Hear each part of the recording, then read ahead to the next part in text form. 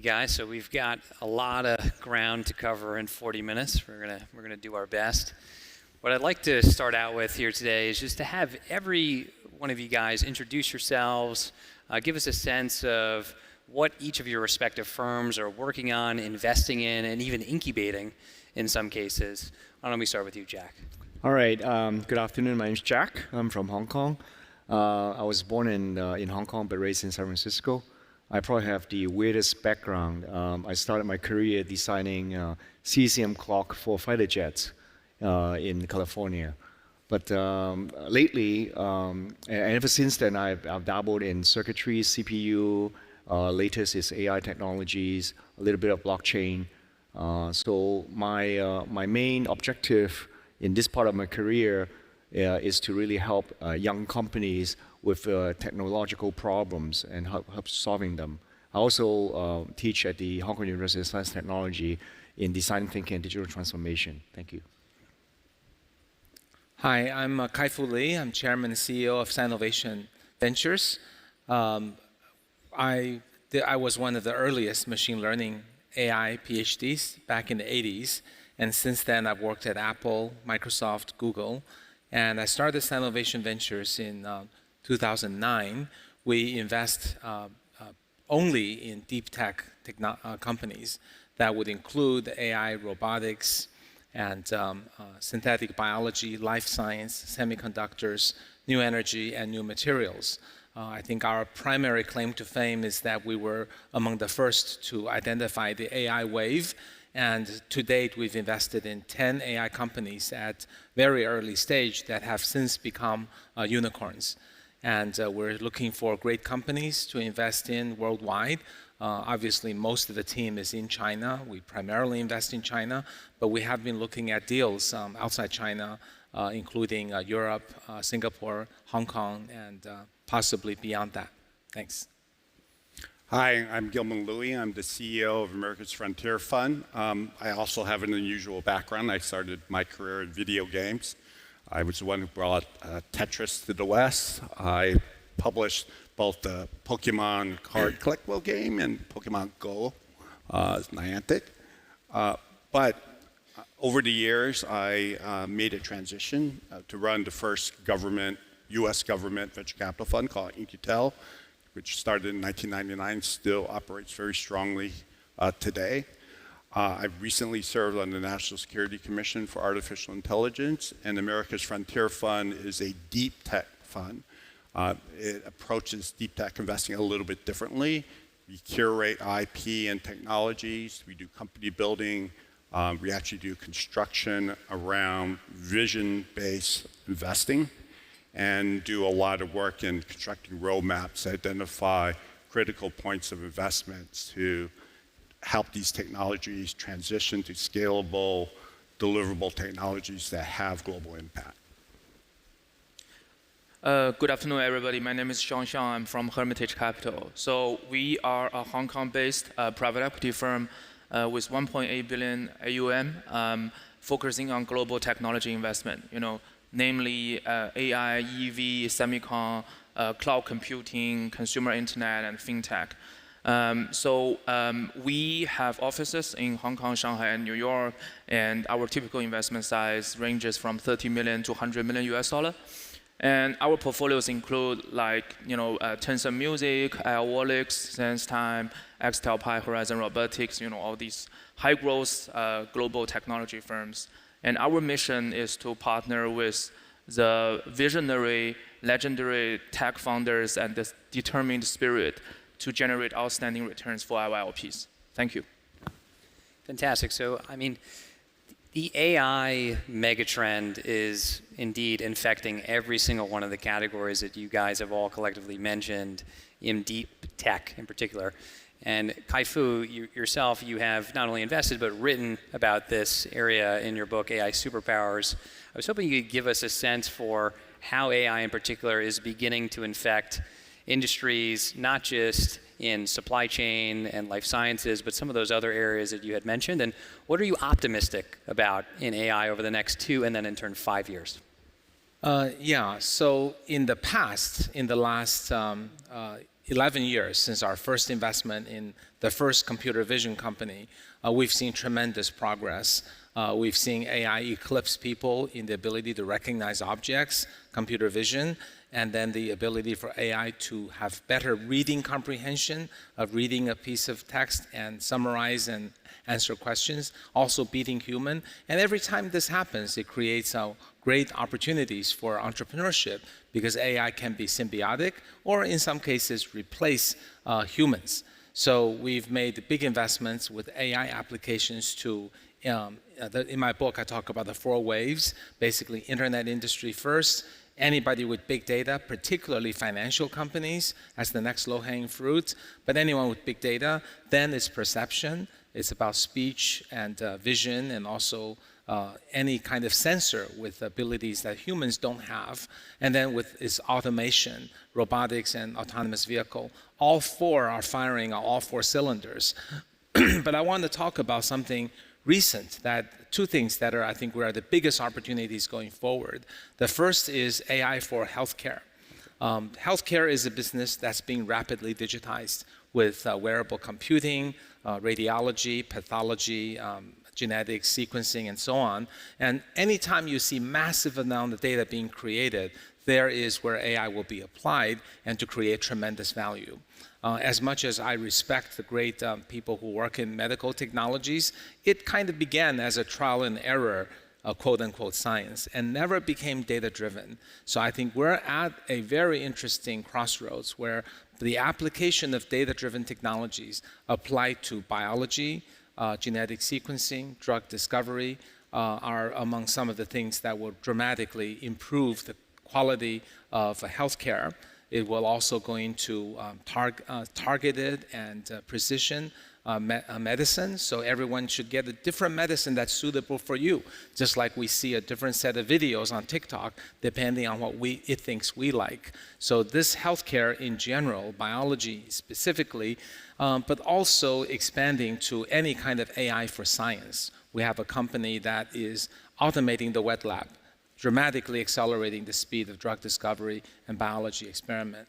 The last thing that I think is really tremendous, and we're basically seeing milestones being broken every 2 or 3 weeks, is what's called AIGC, AI-generated content. And this is accelerated beyond my predictions in my 2 books. Basically, AI is able to write very high quality, very targeted, very precise content, and is able to answer questions, and is able to, based on a linguistic description, draw pictures, videos that are nearly photorealistic. What this means is this will completely disrupt the content creation industry. So people who use Photoshop to draw a picture, PowerPoint, their jobs are basically different, because now you describe what you want drawn, and lots of examples are drawn that you can choose from and refine. This will change the way of writing. This will change the way of advertising industry. It can target ads to people individually. When we go to Amazon, each of us will see a different product description that targets us, of course, with all the externalities and dangers along with that. And I think this will change the financial industry. It will change the way we select and buy and sell stocks. It will change many things that are related to content. It will change the future of search engine from type a bunch of text and get websites into one where you ask one question and get one answer back. So we're incredibly excited about the speed of the innovation in AI. Yeah. And Jack, I mean, you've been building and investing in this space for a while as well. In particular, Swanland.ai is a company you've been working on for a number of years.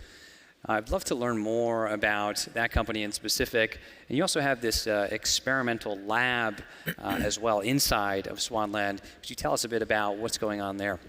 Well, I echo with what Kyber just said. I think technology is growing so fast, sometimes it overwhelms even experts or people who are used to it. We feel that today one of the technological challenges is to how to translate these advanced technologies for a better lack of better language, user-friendliness, how to make sure that it actually serves the human beings.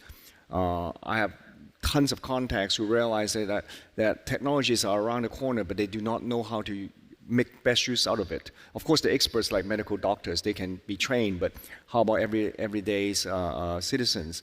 So what Swanland.ai is currently working on is actually figuring a way to leverage on smart contract, tokenizations, and security to enable digital assets like arts to be more readily available to everybody.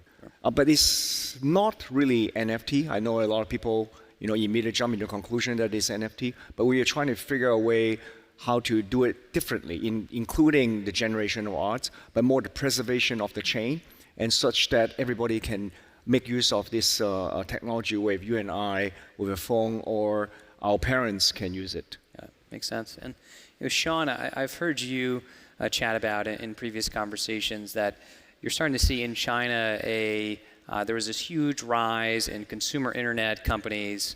There's been a lot of movement in the capital markets in China into deep tech, in particular hardware, et cetera. I'd love for you to give us a sense of what you're investing in those categories, and then maybe the broader current sentiment in China at large. Yeah, sure. So that was from the interview from South China Morning Post a couple of months ago. And to understand why China is shifting from consumer internet to hard tech era, let's go back to internet era when 1994 China first introduced the global internet to the country. And at that time, it's a web one word PC internet. For people who invested in China, we all know the big names like Sina, like NetEase, like Baidu. And then it comes to the web two word at 2000. China introduced the 3G, and you got the Tencent, you got Baba, you got PDD, Didi, Meituan, all these mobile internet giants coming to the market and be hugely successful. I think it's an enormous value creation process for the Chinese, for the global, for all the investors.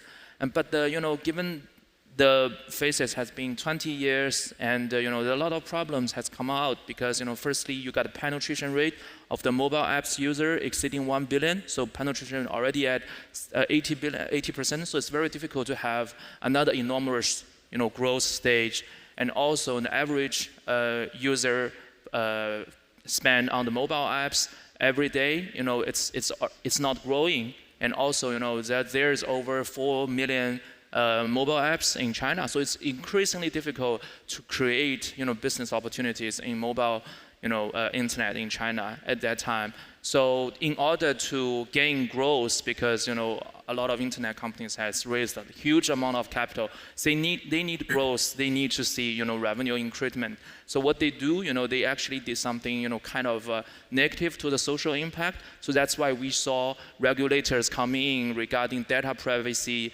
regarding the labor rights, regarding antitrust. So that's really kind of created lot of negative social impact. So we think at that time the capital has moved from consumer internet to some other industries.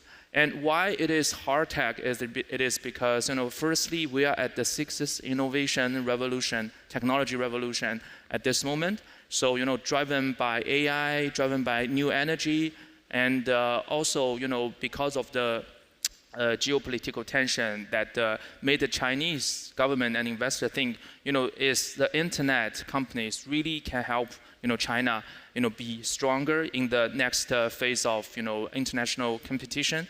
So we have seen countries pouring money to AI, EV, and cloud computing, quantum computing. So that's why they are gaining a lot of eyeball and a lot of attraction from the global investors. So I would say now is probably the most epical and historical period that our investors could ever see in China's modern history. That the country is pouring a lot of efforts and money and talents and policy into supporting this hard tech sector, namely corporate technology sector. Yeah. So I would really suggest people broaden, as investors, broaden their eyes to look at the hard tech sector's opportunities in China. Yep.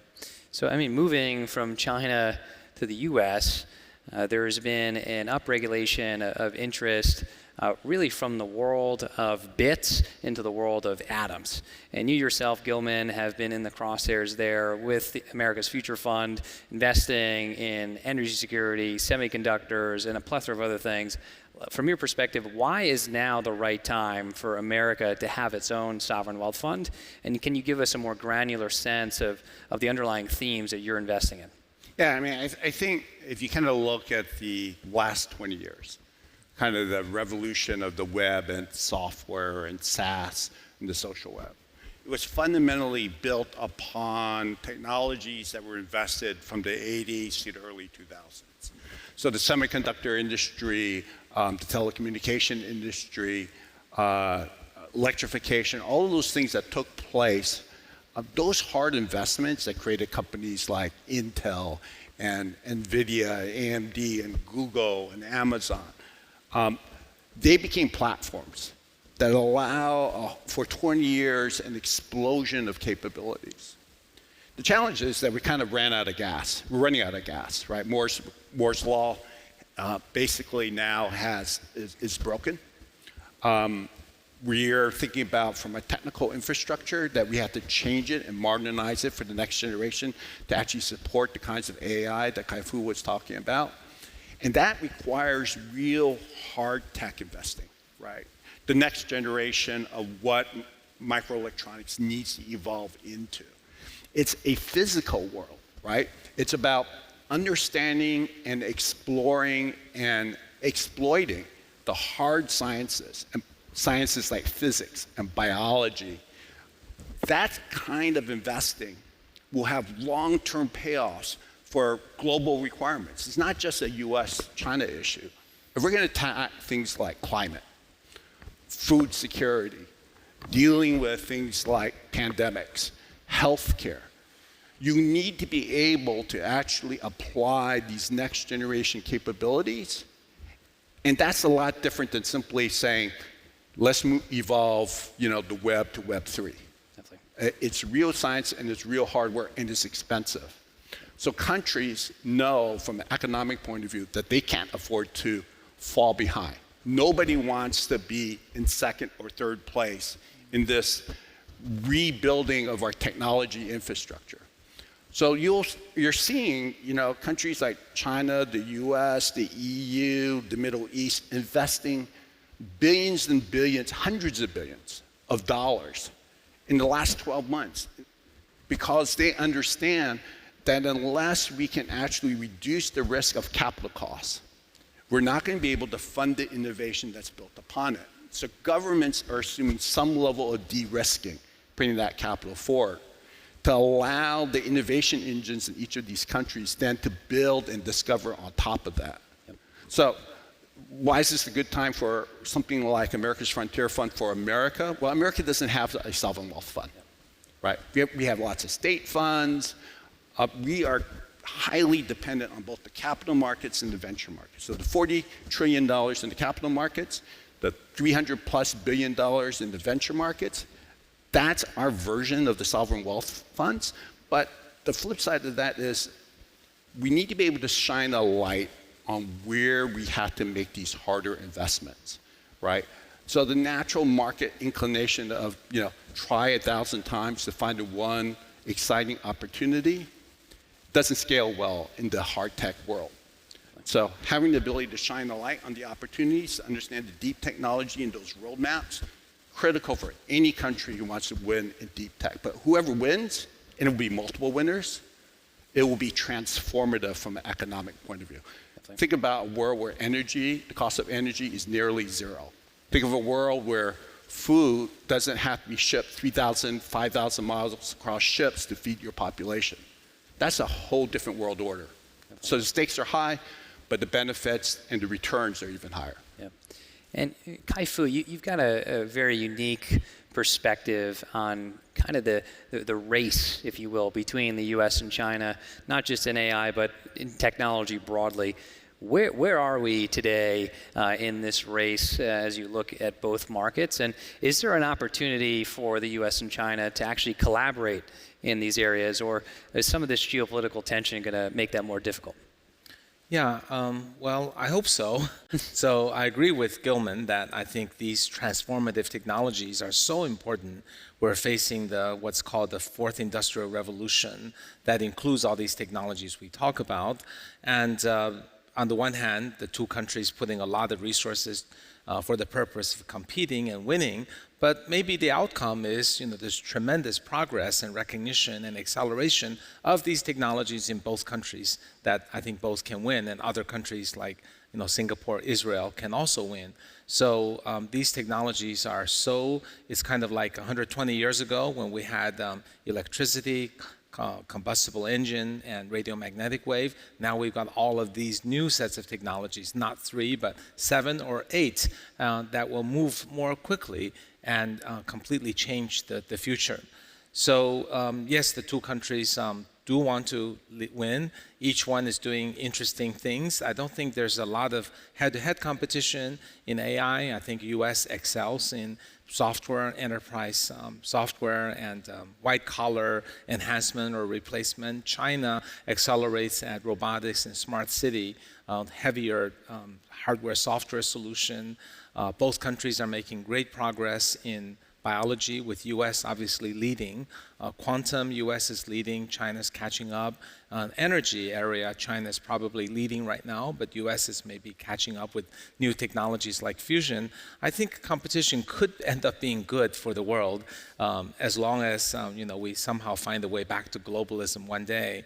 As far as industry sectors that may call for collaboration, I think healthcare and climate are probably the two that I hope there will be, the two countries can compete vigorously in certain areas, but we share one Earth, and no one country can win. So it's perhaps an area that can call for collaboration. Yeah, and Gilman, back to you. I mean, do you see a path for the U.S. and China to collaborate in some of these areas? I mean, I'm hopeful that we don't continue to fall into this Thucydides trap, as Graham Allison would say. But Yeah. where are you in this? Well, I'm going to put on my science hat for a moment because I am the chairman of the Federation of American Scientists.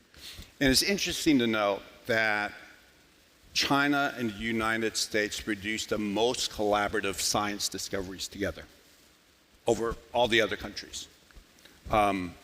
They worked at a scientific level because both countries believe in open science.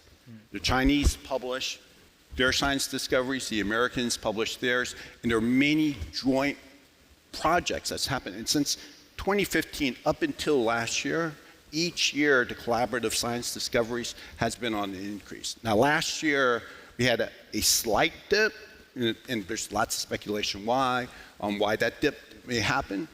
But I think from a scientific point of view, which is critical because these scientific discoveries unlocks this technical capability, Yep. that collaboration cannot stop, Yep. right? If the world is going to move forward on these issues, I mean, think about cancer research between the oncologist researchers in China and the US making great strides. Same thing on energy and fusion and quantum computing. Yes, they compete at a technical level for applications, but the science is still wide open. And we can't ever get in a place where countries begin to hoard their science, because that would actually move us backwards in terms of both economics and in terms of kind of global security. Yeah. And U.S. and China aside, I mean, right now we are very much so in a bit of a dark period in capital markets broadly. You've seen across the board, even whether it's large giants in China like Alibaba and Tencent, or it's in the U.S., it could be Amazon or Facebook. There's been a lot of layoffs, hiring freezes, for sure are in a recession. I mean, Jack, you advise so many companies, startups, and otherwise. What are you telling these entrepreneurs? What advice are you giving them to navigate this chaos?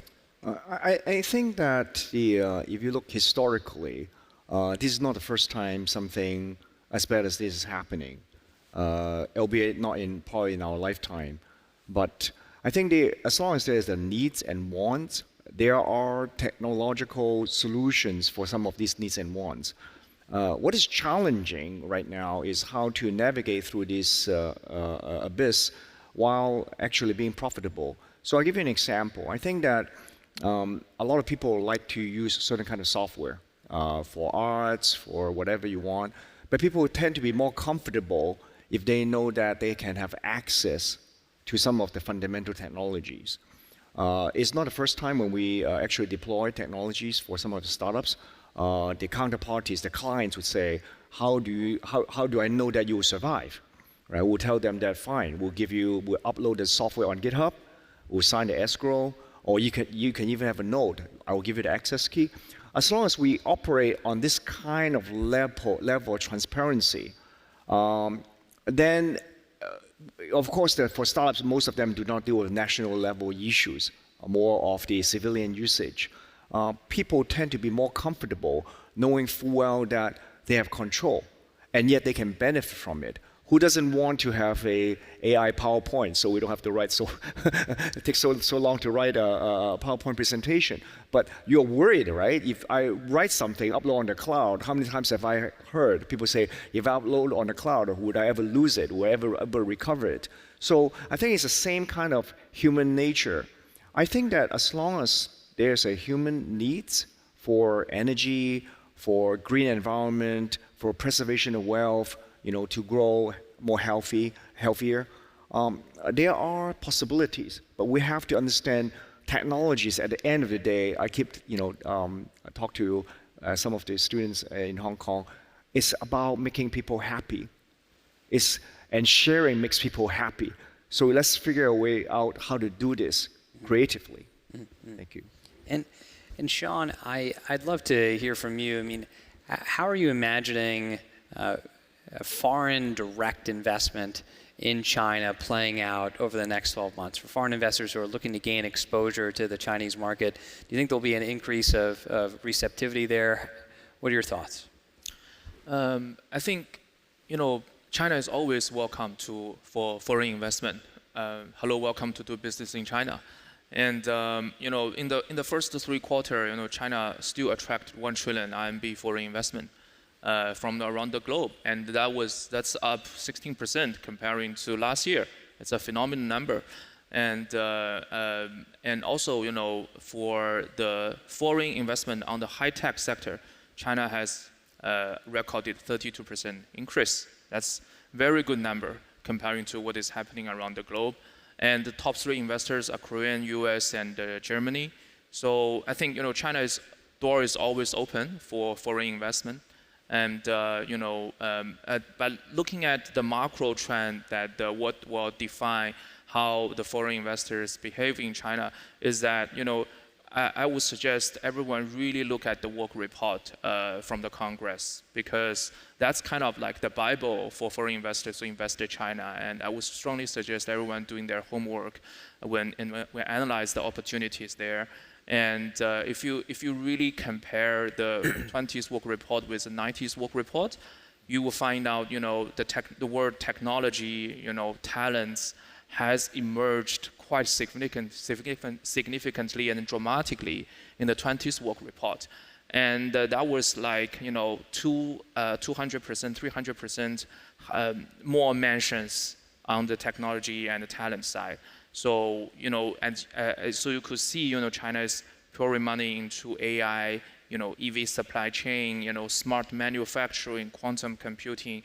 So by mastering this super government-friendly macro trend is a pivotal for a foreign investor to be successful in China. Yeah.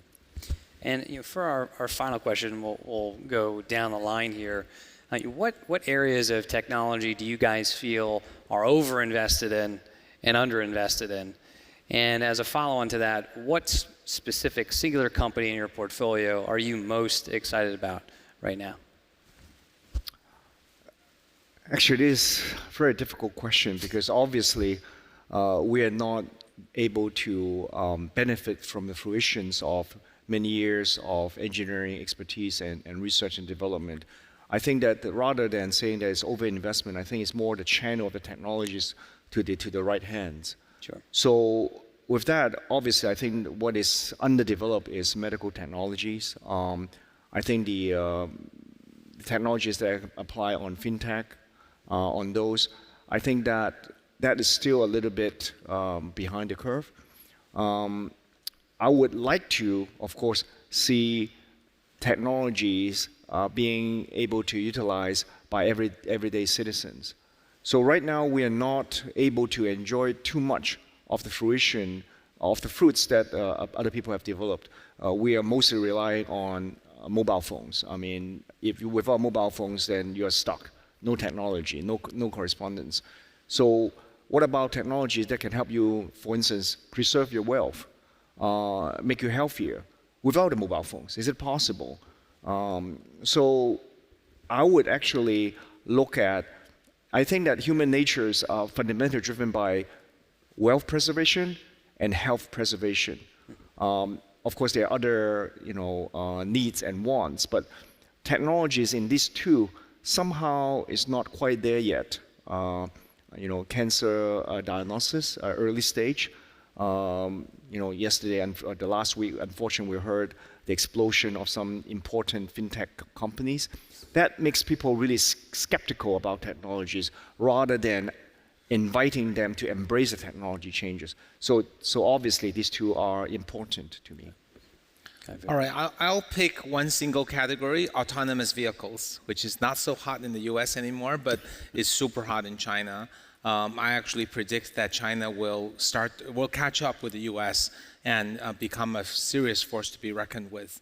I personally don't like Waymo's approach to doing autonomous vehicle, which is develop the world's best technology, beats human in every way, super safe, then put it everywhere. It's a wonderful vision, but it can't be done. In our investments, we push them very hard to say, you have the technology you have. Find a scenario in which this can be deployed. Get some revenue for it, get some practice, learn to respect your customers and be humble, and use this opportunity to build out the data, collect the data, and then build the next less constrained scenario. We have actually 6 investments in autonomous vehicles, all generating significant revenue, the largest of which may be close to 100 million this year. It's, I think, as far as I know, past most other autonomous vehicle companies. The scenarios that we use them are for autonomous forklifts, autonomous street cleaning, autonomous robo-buses, autonomous ports, transport, autonomous airport logistics, autonomous delivery of groceries and food. And all of these areas are completely feasible, 0 accidents whatsoever. I don't know why one has to develop the ultimate thing of beating humans, drivers, in order to serve important, meaningful industries that will pay money. Gilman, go ahead. I think the one area that I think is going to be critical to unlock the power of this next generation impact AI is going to have is we've been underinvested in modeling and simulation. For us to really take advantage of AI and use the power of the machine to iterate and to do at scale the computations, we need to have accurate models of things. Today, we do not have the ability to fully create a simulation of a chip, to be able to run it, to be able to test it, verify it, right, before we actually have to tape out. That means the time it takes to develop next generation microelectronics is like a decade and hundreds of millions of dollars. On biology, we do not have an accurate simulation of basic cell functions. And so whether it's autonomous driving, to be able to have an accurate 3D model of the cities that we live in, accurate models of foundational biology components that are the foundation of life, or next generation technologies and being able to build out things like microelectronics. Without that, we will not be able to take the full power of AI, where machines can actually try billions of times to iterate, to do the kinds of things we did in Go and chess, but to do it at scale in real world problems. And Sean, close us out. Yeah, I think China investment industry is pretty competitive, so it's difficult to find a industry that's undercapitalized. But if you ask, I would say battery. We do invest in AI and autonomous driving a lot of industry, but Dr. Lee is a go-to person to talk to in terms of AI.